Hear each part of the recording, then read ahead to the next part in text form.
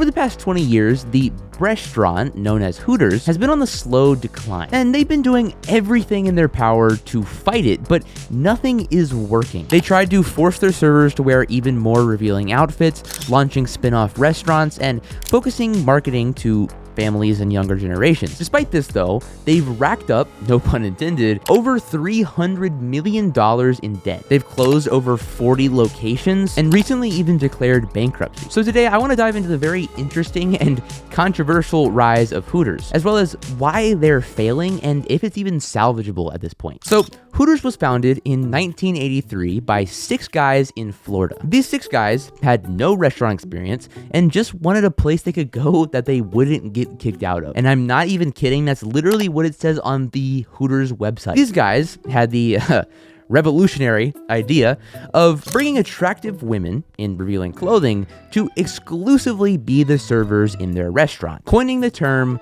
breastraunt, which is actually a real name of a business industry now. However, at the start, Hooters was bound to fail. In fact, they actually founded the company on April Fool's Day as a joke because they, quote, expected their prospects to fail. So not only did they have no experience and no confidence, but their first day went horribly wrong. They couldn't figure out how to light the fryers, they didn't have their alcohol license yet, and they only attracted about 3 customers. Despite all of this, they somehow managed to make it work. Because I mean, at the end of the day, you know, sex sells. It just does. It's just a fact of life. Sex sells very well.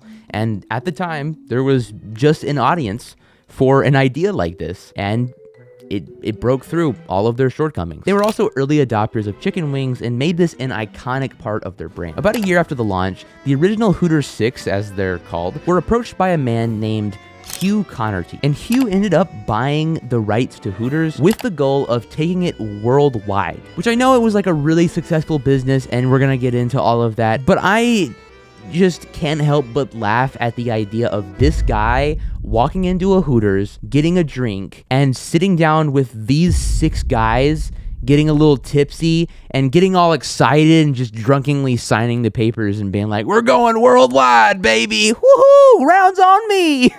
Under Hugh, they founded the Hooters of America and began to expand rapidly and improve their advertising a lot. In terms of advertising, they did some very interesting things. They established the original Hooters girl, Lynn Austin, and they got her to do like a ton of different advertising campaigns, from the commercials. Hey kids, you want to do your dad a really big favor?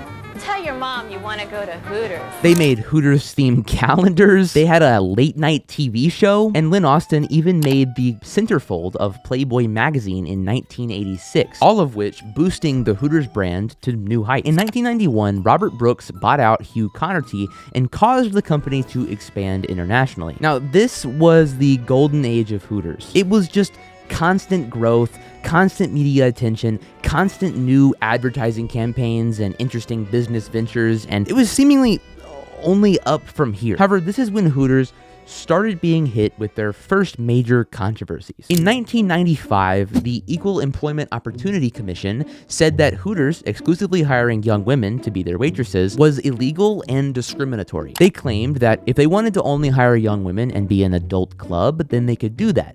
But because they claimed to be a chain family restaurant, discriminating on the basis of sex is illegal under the Civil Rights Act. They also told them that they had to pay out $22 million to men who could prove they had been discriminated against because of their gender. But Hooters was not going to take this case sitting down. They started to run advertising campaigns of a hairy man dressed up in a Hooters girl outfit with a blonde wig on, I guess to show how ridiculous this would be. They also brushed off the case, calling it frivolous claims in an era of political correctness. They also started encouraging and actually paying for their customers to send mail to DC to shut down this case. And their customers listened. Hundreds of thousands of angry postcards flooded into Washington, absolutely livid about the idea of forcing Hooters to hire men. And these postcards are genuinely fucking insane. Here are some of my favorite ones that I found. EEOC, find something else to bitch about. Hooters girls were made for male enjoyment. Hooters is a tradition.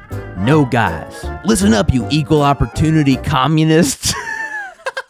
If you pull any of this crap, I'll personally kill every member of Congress, guaranteed.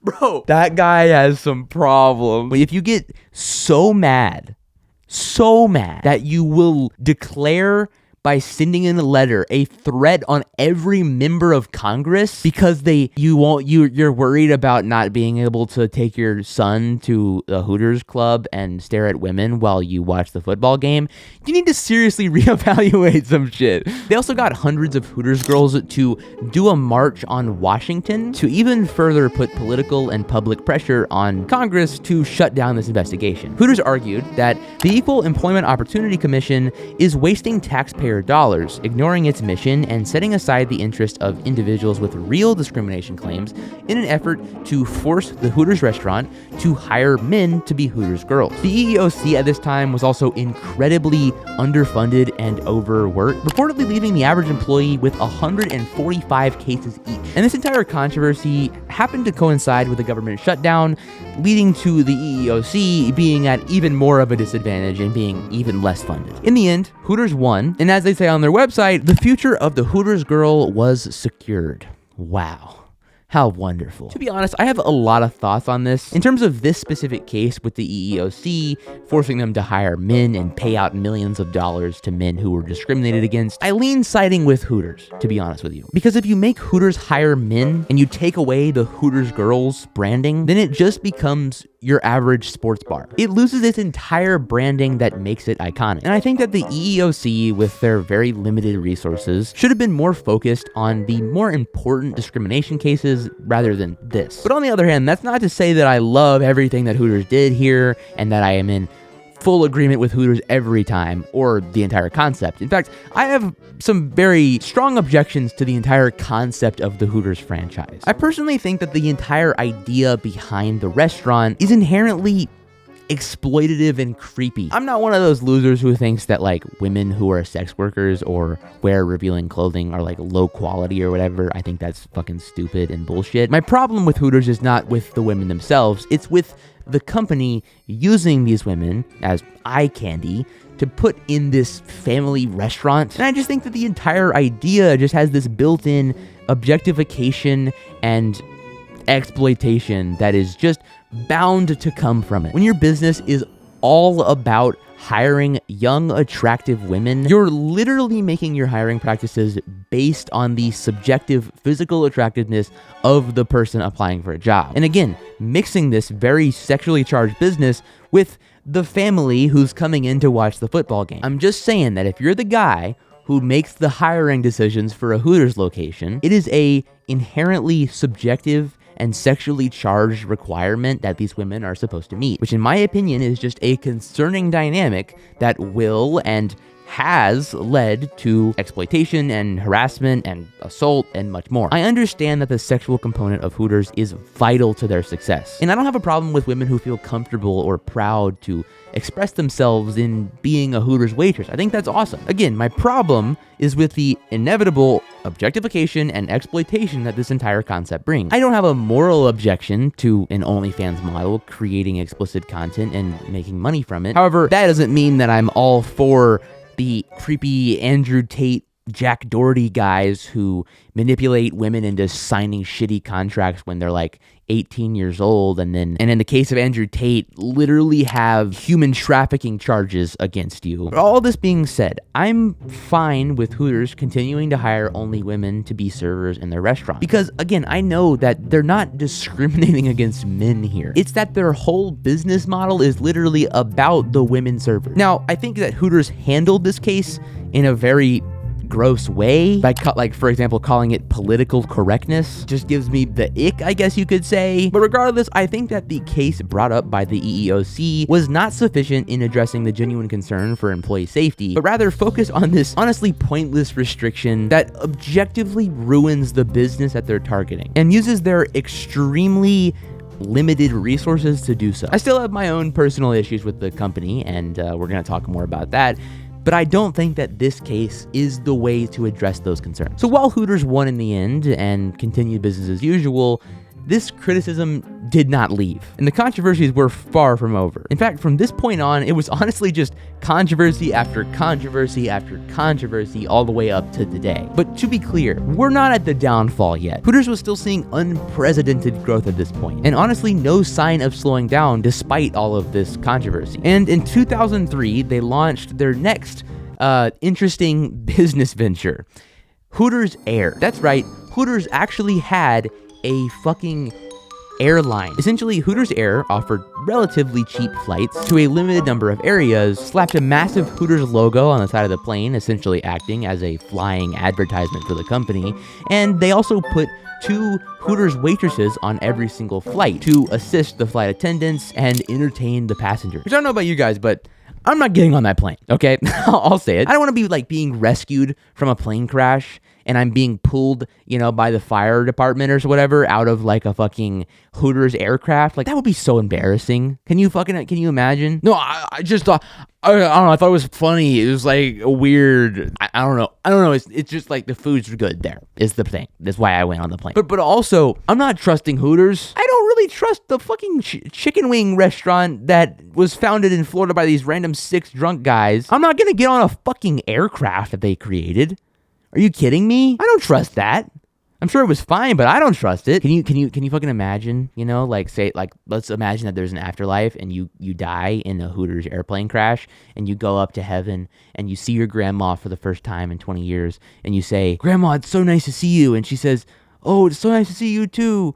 Well, how did you die?" And you say, "Oh, I was in a Hooters aircraft." Hooters, the restaurant? I love that place. They've got great chicken wings. Me and your papa used to go every day. It was quite a joint. He liked it a lot more than I did. I never understood it quite fully. But for real, this venture was obviously very comical, but also I think was honestly a pretty effective marketing tool, both through the literal flying advertisement through the air and also the media coverage of this comical company. However, despite that, it only lasted about 3 years, closing down in January of 2006 due to a lack of profit and increased fuel prices after Hurricane Katrina and Rita, ending Hooters Air as being a net loss of $40 million for Hooters, but likely an effective marketing tool. So was it really a loss?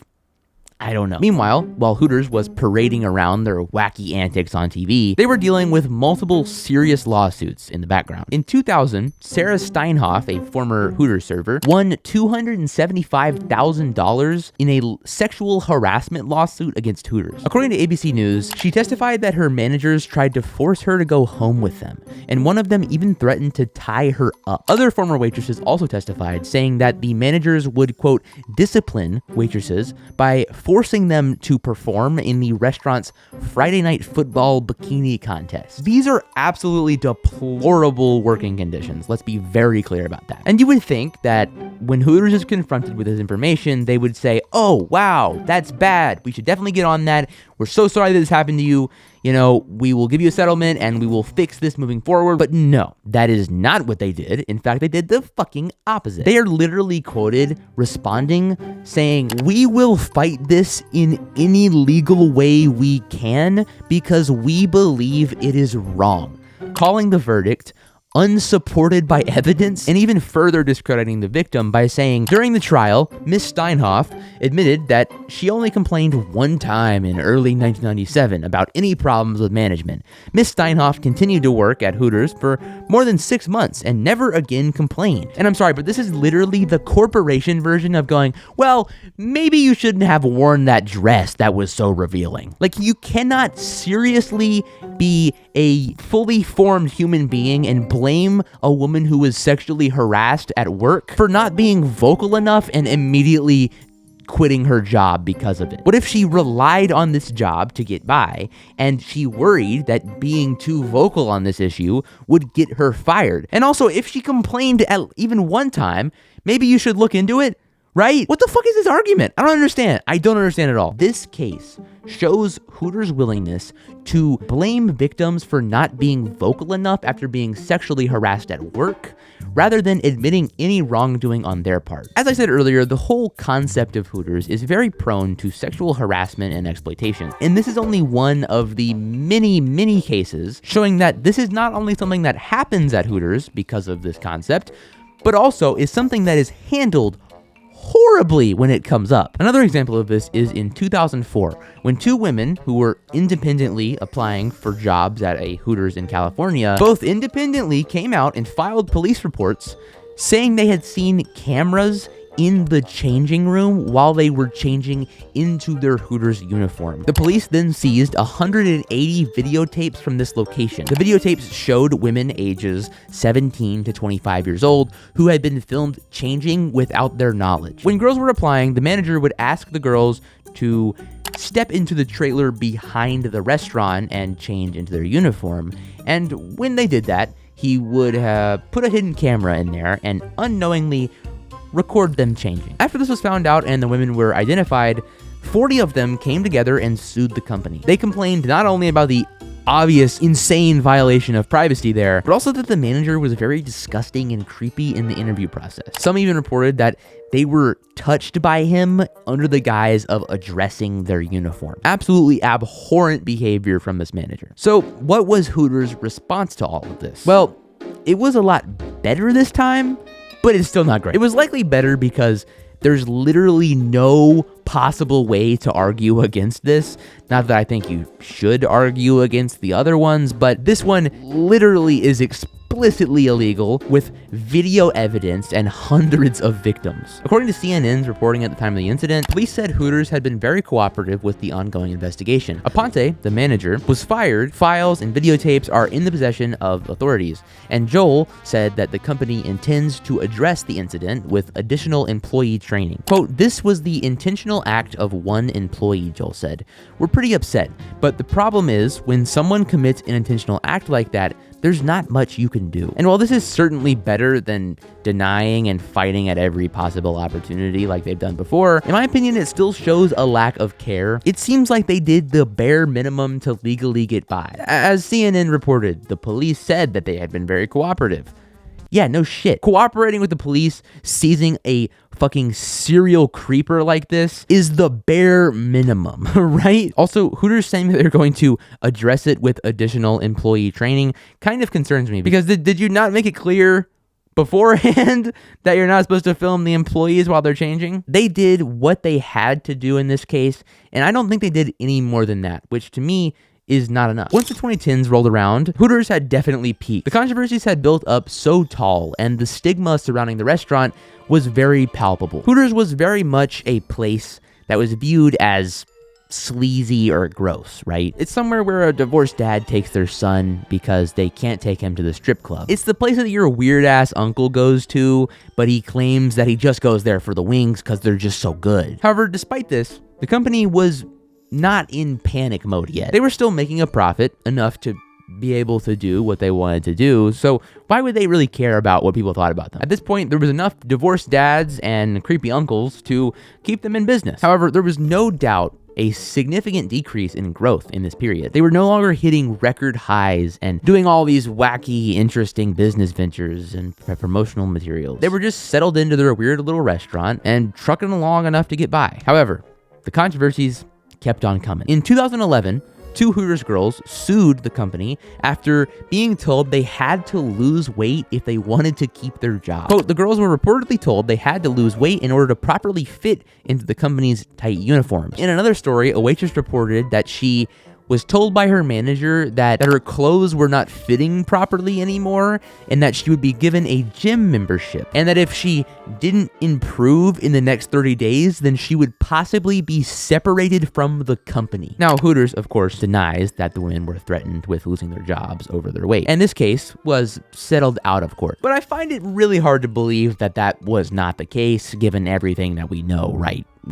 leading up to this point. Another notable scandal was in 2015 when former server Farron Johnson was awarded $250,000 from Hooters after expressing that her manager told her she could not put blonde streaks in her hair because, and I quote, "Black people do not have blonde hair."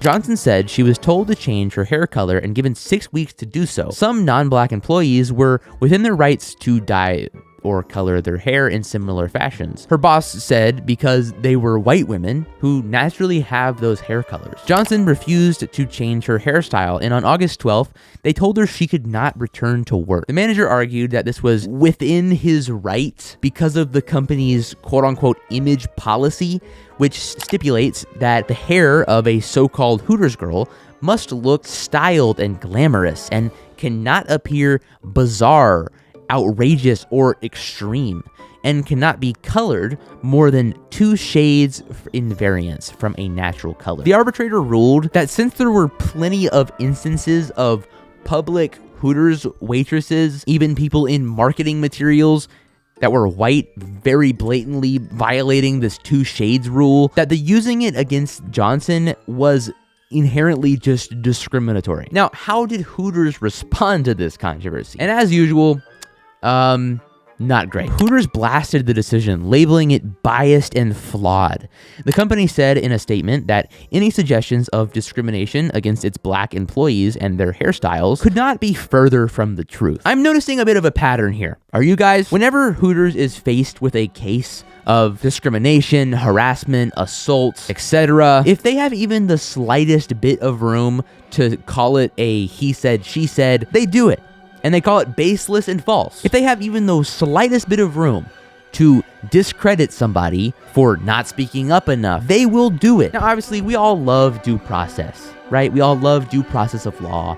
We all love being innocent until proven guilty. We don't just take the accuser's word for everything and then immediately apply the maximum punishment. We hear out both sides. Well, at least we hear out both sides of American citizens, but that's besides the point. But in the case of Johnson, the manager guy was straight up defending his position, and Hooters decided to take his side. There is a very clear pattern of Hooters, rather than apologizing and properly addressing the issues that caused these cases, simply like to brand it as false, discredit the victim with no evidence or elaborating, pay out money if they have to, and then move the fuck on like nothing happened. And understand as well that I did not cover all of their lawsuits. There are literally dozens of cases that I didn't even touch on, featuring more discrimination, harassment, assault, and this pattern presents itself in every single one of these cases. This is a serious problem that needs to be addressed. And I think their total lack of care for these issues is something that has genuinely destroyed this company. In today's world,